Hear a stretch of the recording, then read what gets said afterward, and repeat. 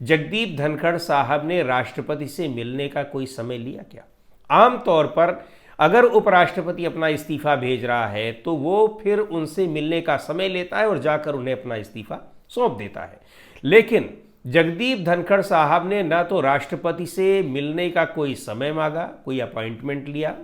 और ना ही वहाँ से उनको कोई अपॉइंटमेंट मिला, और ना इस बात की जानकारी है कि उन्होंने जाकर उनको अपना इस्तीफा सौंपा है। तो ये इस्तीफा कैसे दिया गया? क्या डाक के माध्यम से दिया गया, किसी के जरिए पहुंचाया गया, सचिवालय के बीच पहुंचाया गया, यानी ऑफिस के जरिए, ऑफिस के अधिकारियों के जरिए, किसके जरिए? उपराष्ट्रपति खुद मिलने नहीं गए हैं राष्ट्रपति से इस्तीफे के लिए, ये बात स्पष्ट रूप से सामने आ गई है। दूसरा सवाल पूछा गया था कि क्या 22 जुलाई कब उनका इस्तीफा स्वीकार किया गया है, तो वो पब्लिक डोमेन में भी बात थी और हम लोगों को पता है कि 22 जुलाई को ये सूचना आई कि उनका इस्तीफा स्वीकार कर लिया गया है राष्ट्रपति की ओर से। तो ये सूचना तो सबको पता है, लेकिन बिना मिले उनको इस्तीफा दिया गया, उन्होंने इस्तीफा अपना दिया, और इस बात की चर्चाएं थी भी कि जबरन उनसे इस्तीफा लिया गया है। तो अब उनको इतना भी समय नहीं मिला कि वो जाकर राष्ट्रपति को अपना इस्तीफा दे दें।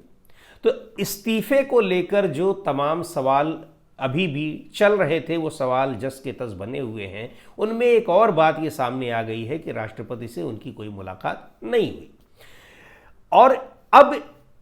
उसके बाद से अब तक वो कहाँ हैं? यानी 21 जुलाई को इस्तीफा देने के बाद से 22 जुलाई को उनका इस्तीफा स्वीकार हो गया, उनका कोई अता पता नहीं। आपको पिछले वीडियो में भी हमने बताया था, और एक बार फिर हम उस चीज़ को बता रहे हैं कि अभी 2 दिन पहले जब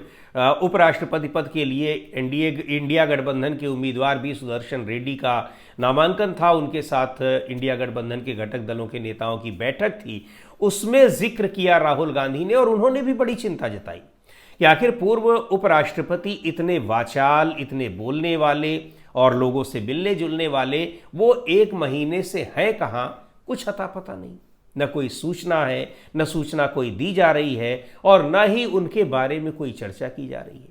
जब इस्तीफा दिया था उसके बाद चूंकि सरकार की नाराजगी सामने आई थी, तो ये तक कहा गया कि उनसे तत्काल उनका जो सरकारी घर है वो खाली करा लिया जाएगा, लेकिन वो खबरें भी पुष्ट नहीं हुई, और आखिरकार सरकार ने उनका घर नहीं खाली कराया। हालांकि 1 महीने के बाद एक महीने तक रहने की मोहलत मिलती है और उसके बाद उनको खाली कर देना पड़ता है,